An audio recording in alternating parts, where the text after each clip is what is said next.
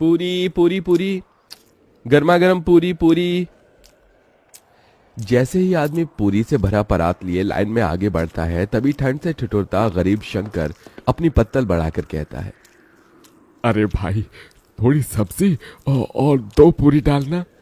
जैसे वो आदमी पूरी देने लगता है, तभी पगड़ी पहने अमीर लालचंद वहां आकर उसे रोकते हुए कहता है, अरे ओ बिरजू, कोई जरूरत नहीं है इसको और पूरी देने की। क्यों रे शंकर, शर्म लाज सब धोकर पी गया है क्या? हाँ, तू घर में 5-5 जवान बेटियों को बिठाए रखा है और यहाँ दूसरे की बेटी की बारात में फ्री फंड का भोज खा रहा है। अरे तेरी सबसे बड़ी बेटी सुधा की जोड़ी की लड़कियां ब्याह करके कब की ससुराल चली गईं और बच्चों की मां बन गईं। तू कब ब्याहेगा अपनी बेटियां? अगर उनको ब्याहना तेरे बस में नहीं था तो 5-5 बेटियों को पैदा ही क्यों किया? मेरे माथे की पगड़ी देख रहा है, बड़े भाग से यह मौका मिलता है एक बाप को बेटी के ब्याह में पगड़ी पहनने का, समझा?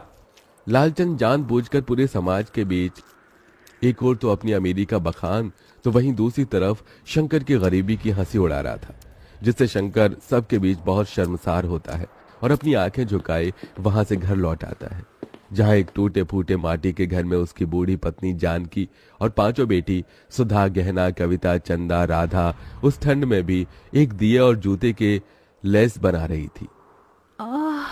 माँ, मेरा हाथ। तू ठीक तो है राधा? दिखा मुझे अपना हाथ। हे भगवान, तेरा तो हाथ जल गया। कहा था तुझे कि लेस का माल तू ना बना, तुझे दिए पर संभाल कर हाथ चलाना था। पहले ही अपने घर के दुख भरी परिस्थितियों को बाहर से ही देखकर शंकर अपनी आंखों से आंसू पोंछकर मुस्कुराते हुए अंदर आता है।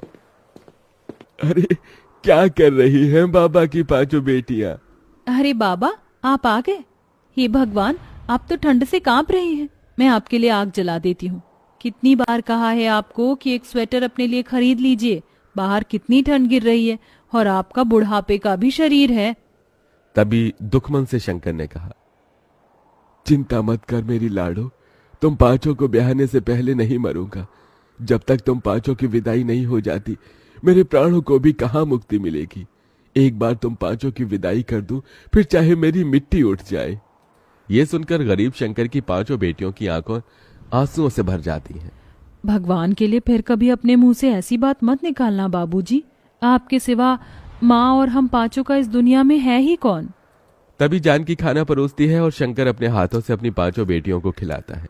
शंकर के पास धन दौलत नहीं थी, मगर वो दिलदार आदमी था। शंकर को हमेशा अपनी 5 बेटियों की शादी और उनकी विदाई की ही चिंता लगी रहती, क्योंकि कोई भी उसे रिश्ता नहीं जोड़ना चाहता था। और कई दफा रिश्ते वाले देखने भी आते तो उसका गरीब घर द्वार देखकर चौखट से ही लौट जाते। ऐसे ही दिन बीतते हैं और शंकर का दूर का रिश्तेदार उसे एक रिश्ता बताता है। जानकी, कल सुधा चंदा को लड़के वाले देखने आ रहे हैं, उन्हें तैयार कर देना। मेरे एक मित्र हैं, उन्होंने ही ये रिश्ता बताया है। ईश्वर करे कि बात बन जाए तो इन दोनों के हाथ जल्दी पीले कर दूंगा। धीरे धीरे करके ही तो अपनी बेटियों का भार उतार पाऊंगा। अगले दिन रमा देवी शंकर की बेटियों को देखने आती है। आइए आइए बहन जी, आपका ही इंतजार था, यहाँ बैठिए। अरे जानकी बिटिया, उसको ले आना। सुधा और चंदा एक बड़ी ही पुरानी सी बनारसी साड़ी में सादगी के साथ आती है और चाय नाश्ता परोसती है। तभी रमा देवी कहती है, देखो भाई साहब, बेटियां तो मुझे आपकी दोनों ही पसंद है, मगर दहेज भी लगेगा। मेरा एक बेटा बैंक में भले ही चपरासी है मगर सरकारी है, और दूसरा बेटा सरकारी नौकरी की तैयारी कर रहा है। दोनों का ज्यादा नहीं तो 10 लाख दे दीजिए। दहेज की बड़ी रकम सुनकर गरीब शंकर चिंता में आ जाता है। माफ कीजिएगा बहन जी, मैं इतना तो नहीं दे पाऊंगा। एक बेटी होती तो जोड़ जाड़ कर कहीं से भी पैसे भी दे देता, मगर मेरी 2 बेटियों के बाद 3 बेटी और हैं ब्याहने को। मगर ये इस गरीब पिता की जुबान है, मुझसे जितना बन पड़ेगा मैं दूंगा।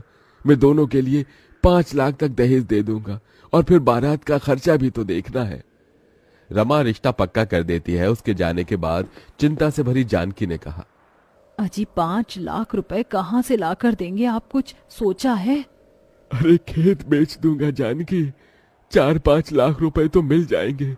कम से कम मेरी 2 बेटियों की विदाई तो हो जाएगी। लेकिन बाबा, खेत बेच दोगे तो खेती कहाँ करोगे? मजदूरी कर लूंगा। वैसे भी गरीब लोग लेबर माटी में लगे हुए हैं। बस तुम 5 अपने घर द्वार चली जाओ। बेटी की विदाई के लिए मजबूर होकर शंकर अपना खेत बेच देता है, जिसके बदले उसे केवल 2 लाख ही मिलते हैं। पैसे कम पड़ने पर वो अपना घर भी गिरवी रखकर दहेज और बारात का सारा इंतजाम करता है। रमा बारात लेके आती तो है। सभी बाराती ठंड के गर्म कोट, जैकेट, स्वेटर पहने आते हैं, तो वहीं गरीब शंकर धोती और पतले पुराने से कुर्ते, जो कि जगह जगह से फटा होता है, उसमें ठिठुरता हुआ हाथ जोड़े बारातियों का स्वागत करता है। मगर एकदम से रमा की शर्त पलट जाती है। अरे रमा जी, आपने मुझे वचन दिया था, आप ऐसे कैसे बात से मुकर रही हैं?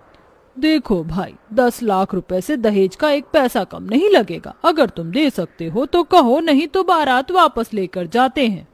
शंकर डबडबाई आंखों से मंडप में दुल्हन बनी बैठी अपनी बेटी को देखकर अपनी पगड़ी उतारकर रमा के पैरों में रख देता है। मैंने अपनी इज्जत आपके पैरों में रख दी है, दया कीजिए। अगर ये शादी नहीं हुई तो लोग मुझे और मेरी बेटियों को जीने नहीं देंगे। रमा पगड़ी को पैर मारकर चली जाती है, तो वहीं समाज भी शंकर पर थू थू करने लगता है। तो वहीं कुछ दिन बाद कर्जदार भी उसका घर तक छीन लेते हैं और अब शंकर अपनी पत्नी और 5 बेटियों के साथ ठंड में सड़कों पर भटकने लगता है और सब एक कचरेदान के पास आकर पाइपलाइन में रहने लगते हैं। अगले दिन शंकर ठंड में भी काम ढूंढने निकल पड़ता है। बाबूजी, आप कहाँ जा रहे हैं? काम ढूंढने जा रहा हूँ। मगर बाबा, बाहर इतनी ठंड गिर रही है। अगर ठंड देखूंगा तो जीवन भर भी इस गरीबी में तुम 5 की विदाई नहीं कर सकूंगा। पिताजी, अब हम 5 भी आपके साथ मेहनत करेंगे। जब इस भयंकर ठंड में बूढ़ी होकर आप काम करेंगे तो हम जवान होकर क्यों नहीं? थोड़ी दूर जाने के बाद शंकर को सड़क बनाने में काम मिलता है, जहां मजदूरों की जरूरत होती है। अब शंकर और उसकी बेटी कड़कड़ाती ठंड में मेहनत करने लगती है। तभी एक दिन ठंड से सड़क पर बहुत कुहासा छाया होता है, जिससे एक महंगी गाड़ी आगे आकर खंबे से टकरा जाती है। 5 बहनें आकर गाड़ी में से एक औरत को निकालती हैं।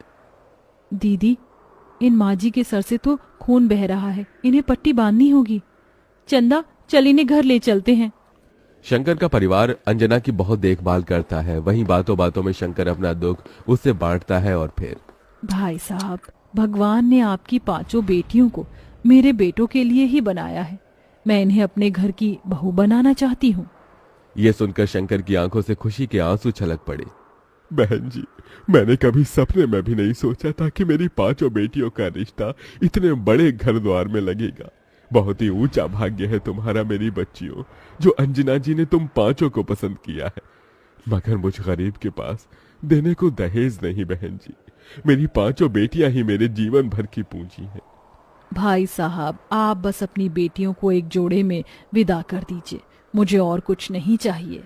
थोड़े ही दिन बाद शंकर अपनी बेटियों की विदाई की तैयारी में लग जाता है। वो कड़ाके की ठंड में कांपता ठिठुरता कचरेदान को साफ करके वहां मड़वा बनाता है और खाने पीने शुद्ध बोध बिसार कर खुद को मेहनत में झोंक देता है और 2 पैसे ज्यादा कमाने के लिए गीली रेत बालू उठाकर मिले पैसे से 5 की शादी का जोड़ा खरीद कर लाता है। शादी का दिन आ जाता है। बड़े धूमधाम से अंजना बारात लेकर आती है। आंखों में आंसू भरकर शंकर कहता है, देखो जानकी, हमारी 5 बेटियों की बारात आई है, आज उनकी विदाई है। आपने अपने पिता होने का फर्ज पूरा किया जी।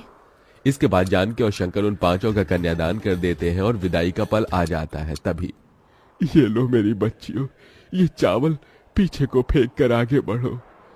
एक एक पैर बढ़ाती हुई 5 चावल पीछे जानकी की झोली में गिराती हैं और फिर अपने पिता के गले लगकर फूट फूट कर रोती हैं। बाबूजी, आपने हम 5 की विदाई के लिए बड़ा तप किया है।